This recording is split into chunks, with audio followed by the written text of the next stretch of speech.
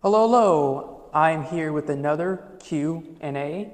I'm here with the artist Lovie Olivia at her show Spacescape, presented at Tinny Contemporary. So, let's begin. Here's my first question to you. So, Spacescape, the show. I want to understand, it's kind of unique in the sense that, let me, point to this behind us. Your piece right here, Spacescape Cinema, correct? Yeah. So what's the differentiation here? What's the difference between Spacescape the show and Spacescape Cinema? Is this the centerpiece? Is this how does this speak to the greater gallery? So Spacescape alone, like I love playing around with language. I love playing around with the way letters show up on the page. I love letter spacing. I love typography. And I'm interested in Spacescape itself being a, what's it called? Anagram? And anagram. A word that shares similar characters. Yeah. And for me, it's sort of expressed like an open air, open possibility, open definition of sort of where I am creatively, mentally, emotionally right now. And so it allowed me to consider escaping the norm, escaping the margin, escaping the boundaries, and also sort of having an opportunity to escape both political and artistic expectations right now. With the collages, I'm sort of dealing with bodies in a way that aren't typical. It's like mostly silhouettes. It's mostly profiles of people's faces, dropping in and out of these sort of formatted file folders that have their own history. And then as far as the fresco goes, Spacescape Cinema, cinema informs my work a lot, from the way panoramic, the way elongated, rectangular formats are introduced and used to tell, in storytelling. And so since we're kind of like playing around with world building and idea making, I thought that cinema was just like an awesome word to add to the end of Spacescape. It just sounds futuristic. It sounds new. Depending on who you are, you take something different from when you hear Spacescape. Some people think immediately futurism, celestial, sky. Yes, Spacescape does mean that too, but it also has so many multiple approaches depending on who the person is looking at it. And so, yeah, space being the sky, space being architectural space, space being the frame, and then scape being landscape, bodyscape, escape. And so just using language to kind of play around and intrigue the audience. This piece here seems to be moving to me. It seems to be sort of staccato and much like a film. And so that's why cinema. I got it. That was a long answer, but yeah, I just want to That's what I was thinking. Yeah. Okay, thank you. No On to our next question then. Yeah. So this relates more to your collage pieces. I want to understand I've thought this question with a lot of collage artists, but I want to understand your your familiarity with the materials, because you're adding, just to look at the material list, like file folders, glitter. It's they're unique, they're unique approaches. I haven't seen or heard of a lot of artists adding glitter to your work, or it's hard to see the aspects of glitter, and the file folders are more obvious, but still, I wanted to understand, just why, or what's the history here? Yeah, the history is just sort of as far as the glitter goes, I like the way that light catches blackness, the way it bounces off. So upon looking at these collages at first, you might not see the reflection and the glittery thing happening and going on, but as you look at them and you pass them up, again, much like a scrim or a film, you get that light caught on the glitter. There's glitter in each and every one of the file folders. and just as like a play with material, as a nod to one of my favorite artists who we lost last year, Radcliffe Bailey. He uses a lot of black glitter in his sculptures and his collages. I had an opportunity to show in a show that included Radcliffe 23, 24 in a few museums, and so I didn't realize how much I had acknowledged his use of glitter until I started realizing that I had been using it probably the same amount of time. And then once we lost him, I was like, oh, this is a great homage to kind of keep this blackness. I use black dye. I use squid ink. Squid ink is like 90% melanin. So in a lot of my sketches, there's like black squid ink, there's graphite, all of these sort of earthly materials that signal blackness without it necessarily being the actual bodies that we have, which is brown.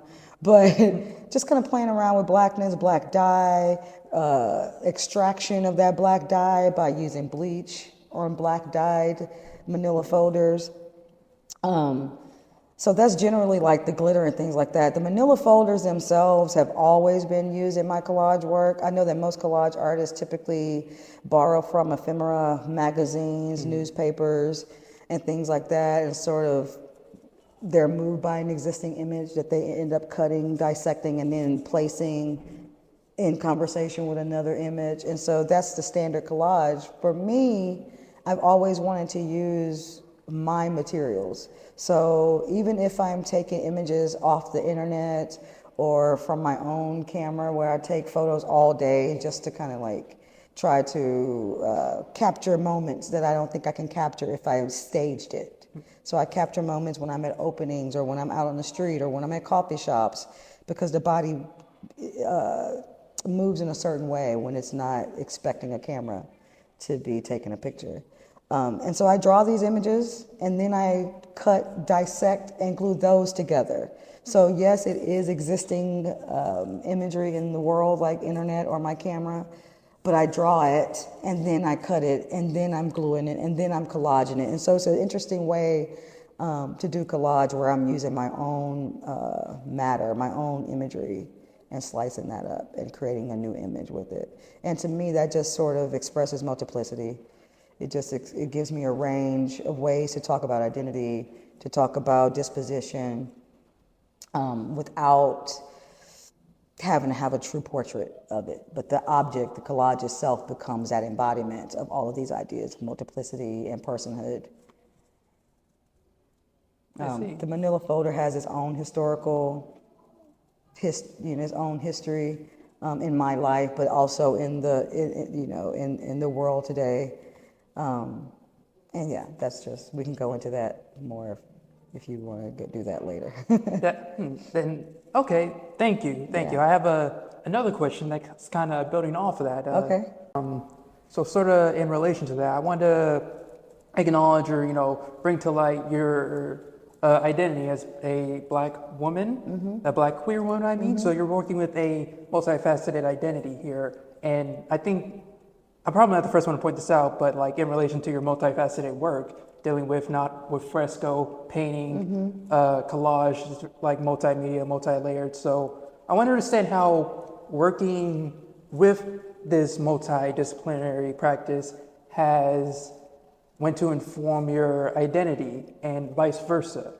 How do they speak to each other? How do they inform, or how do they, uplift or engage? I use this cheesy term when I'm making, because oftentimes an artist is asked to choose mediums, right? And I have multiple mediums. The collage, the fresco, I do objects, I do murals, I'm a chef. Performance. There's all this stuff going on, and it's by any medium necessary, whichever medium I think is going to best access the idea. Particularly the collages sort of give this categorization, identification, medical status sort of visuality. So it's a lot about my personhood as a woman, as an aging woman. I just turned 50 this year. As an artist aging in a tumultuous political climate. There are all these things that I'm unpacking, and if I can make the material have that same mysterious quality, like you don't really know who you're meeting or what they're contained of until you get to know them. And so I think with my paintings and my collages, I'm trying to get the audience or the viewer to want to know more. I try to put this sense of curiosity in the work where I'm not revealing everything, where it's not just a head-on portrait or a head-on object or a head-on thing. It's a thing that you have to observe and question it. What is it that I'm looking at? And that sort of embodiment of curiosity is something I want in all my work, no matter what it is that I'm dealing with, no matter what medium, be it painting, sgraffito, where I'm scratching in and revealing this history, where I'm cutting folders, where I'm folding the folders and sort of pushing into their meaning or what they sort of represent in the world, and then giving them a new identity. So no matter which medium I'm using, I try to embed this sort of like curiosity, like look further, read, even in the letters and the sort of historical documents that are involved in the folders, there's this incompletion, like you can't get your full desire, you can't like quite figure out what it is you're looking at. And that's the kind of work I like looking at, and it's the kind of work that I like making. It's the kind of work I like to collect. It lives with me. I'm constantly engaging with it. It's not just straightforward, and I know all the answers. Oh, that's a painting of a portrait, or that's a painting of a picture that was taken. I just want to push it a little bit further. I understand that, yeah. Yeah. Okay. Thank you. Thank you. Then, building off of that, I want to move on to my next question. So, I took not a glance, I read your artist statement on your website, and I want to learn a bit about your particular fresco style. Okay. And kind of, not only the style, but like how it's interacting with multiple media here. And, I know, especially like, with basic painting, painting doesn't always layer on top of each other, like with watercolor, acrylic. I imagine also with fresco as well, there might be some conflictions in the media, but what intersects here? What are some like unique things that come out with playing with your particular style of fresco, and then merging that with the paint or merging that with performance or any other media style? I think that as a painter who worked in oil, who worked in acrylic, on canvas, on linen, on paper, I wasn't satisfied with just that medium conversation. Like, I wanted to engage history. I wanted to talk about the history of painting. I wanted to engage with the history of painting. And I wanted to challenge sort of who you think of when you think of frescoes. I don't think that if classical frescoes is mentioned in a room that the audience is going to all look at me. A queer Southern Black woman, like, frescoes, what? First of all, most people don't know what a fresco is. Fresco essentially means fresh. It translates in Italian to fresh. Buon fresco means wet fresco. Fresco secco means I'm painting pigment onto a semi-wet surface. The way that surface is semi-wet is if I spray it down before I start painting to make it absorbent to the pigment. So, like, if I just go directly on this dry surface, the pigment's not going to attach. It's going to want to roll off. When I hit it with a brush, it's going to want to turn into clay. It rolls off of itself. It's challenging. It's complicated. I love challenge. I love complication.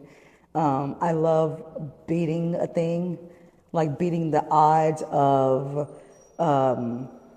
pigmenting this mud, earth-like material, and then also painting on it. And then that challenge that happens between the dyed clay or plaster and then the painted brush. So there's all this like push and pull. There's this battle. There's this choreography. There's this concert that's all at play. And I don't know the end of it. I don't know what's going to happen at the end. Also cinematic. I don't know like what the end result is going to be. And so I get to be curious. I get to think, oh, like I made these canvases, I don't know, 3 years ago. What's behind there? How many paintings have I textured over? When I dig through, graffito means to scratch or to dig through the surface. When I dig through, what am I going to get? And so I'm playing with all these historical, Italian, canonical terms, and I'm applying it with this body. And I just think that that creates an awesome juxtaposition, a curious juxtaposition, and it's a medium that I don't think is being applied much lately. And it's just one of those things. Plaster really comes from like my early life work. Like in my 20s, I did interior design. I did wallscapes. I did Venetian plaster. I did frescoes on walls, and I did faux finishing. And when I went into fine art and I was like, I'm going to show in galleries, I'm going to show in museums, I started painting on paper and I started painting on canvas. And I realized I was somehow like creating this hierarchy. Like I was pushing my interior design work away from myself as a fine artist who's like painting these paintings on the obvious material, gallery wrapped canvas. And then one day I was like, why am I splicing myself? Like, why am I removing anything that is who I am? A practice is a practice. It means that you have been applying these things, these processes for years. So I decided to just absorb it. And I brought the medium, the materials into my work so that it can live as a fresco instead of in someone's house on a wall that you rarely would see. Yeah. So. Okay, you started merging. It became a collective. It became a collective, yeah. Okay. Yeah. All right. And then a lot of time, it's so funny because the folders come from the paintings too, because I used to just draw on vellum. I would draw on vellum. Vellum is this cloudy paper that you see some of the sketches on, where you can still see through it. Yeah. At the beginning of my large-scale paintings, I would draw these vellum sketches just so that I could like scribble real quick, so that I could see the next sketch through it if it were like laying on a page, and I could do a layout without having to do it on a computer, without having to use Photoshop. It's like having layers in Photoshop, but they're actually on paper, and I can handle it and have access to it that wasn't digitized. And so one day I was in my studio and one of those drawings crossed with one of my folders, and it was sitting there and it had this glow to it. The vellum had this skin type quality, and I could still see another layer through it. And so I just decided to start making these collages in probably 2010. And it's been about 15 years now that I've been doing the collages, but it's just been in the last 3 years that the art world has known me as a collage audience via these materials. So it's really, like my whole self is in both these mediums.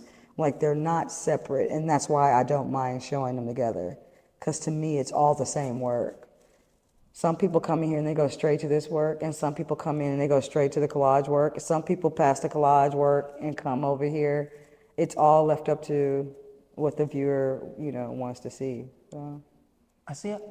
Yeah, I see how they all work together now. Yeah, the kind of layers, the segments, the frames, the portals, the mystery of like parts that are missing, like what else is going on in this picture before you start another picture, Yeah. Okay. Thank you. Yeah. All right. Let's me move on to my last question. Okay. Then. All right. So, I want to refer back to Spacescape Cinema. Okay. This is at least my first time experiencing this. A performative work being built like in the middle, or not being built. Sorry, being made. Built. I like built. Built. We can say built. During the time of your show, after the opening reception and all that. So it's new to me to see an artist like always not in your studio or keeping your studio, or how do I say this? It's like what would typically be done as a part of studio practice. It's part of the exhibits. It is an exhibit practice. So I want to unpack that. I want to understand why this is the first for me. Like, what made this decision? Yeah. I like challenges, like I said earlier. Like I wanted to challenge what a commercial gallery would take the chance of allowing, like taking chances with the gallery to do something like an evolving work that we don't know what the end of it's going to be yet. Like, I think that takes guts on both the artist part and the gallery. So I thank Taney and Joshua and Hunt for like taking that chance with me and saying, yeah, we will want to do it. And also I think it's, again, you know, heavy times, heavy political climate. I want to go against what's expected of me. I want to go against the rules. I want to free up space. I want to escape the expectation. And I just want to be wondrous about what's going to happen. Like, I want to be in wonder. I wanted to engage with the city for another week before going back. I wanted to surrender to the medium and working with the medium and then showing the public how that process goes. Like, I'm very guarded with this process. I have been very guarded. This allows me to kind of open up a little bit and not be so shy and private about how this process goes. But then also to celebrate the art of fresco, to celebrate the history of fresco being sort of like this public, what word am I looking for? Like this performative, public engaging thing that happens naturally, even if the fresco artist wanted that to happen or not, is typically done in like a spectator sort of environment. Like, if I'm painting a fresco on the side of the building, there's a natural audience that happens with just the people on the street. We think about artists like Diego Rivera and Michelangelo, who are the two people we think of when we think about frescoes. If the history of fresco would take you back to probably one of the first commercially recognized frescoes, which would be the Sistine Chapel. Yeah. And even while the Sistine Chapel was being painted, there were spectators. And there's this grandeur thing, there's this like grand performance where you know, there's a team of people creating this thing that is delicate, that is demanding, that is fragile, that is unpredictable because of its materiality. And so there's this tension, there's this discomfort that's happening with me, and even folks in the gallery like Hunt and Joshua, who can see the static in that process, where it's like this kind of push and pull, this hesitation, this stubbornness of the materials. And I just want to bring all that like tension to the table and just be revealing about it, expose it, and we can all like sit down and decide, or sit down and witness what it turns into. It definitely takes it takes a level of bravery here. Yeah, it does. And I didn't realize how much bravery it took. But again, that's the unexpected. Like, I just turned 50, I'm bored. And, you know, and scared, bored and afraid of what the future as an artist, as a painter, as a collage artist, as a Black queer artist in the South, living in Texas, what that future may look like. And so when it's precarious like that, you want to take chances. Yeah. And there's nothing to really lose at this point. There's only to gain. And so far, since this has been installed, since the opening, there's been so much good gaining from this experience. So it already paid for itself in its experience. So the damage is no longer. It's all like future, hopeful, vivid, visual, all that. Yeah. So. Well, okay. I want to thank you, the artist, Lovie Olivia. Thank you so much, Quentin. Those are good questions. Thank you. I want to say thank Taney Contemporary for allowing me this space, allowing me to talk. And yeah, that is today's Q&A. Awesome. That's today's Q&A.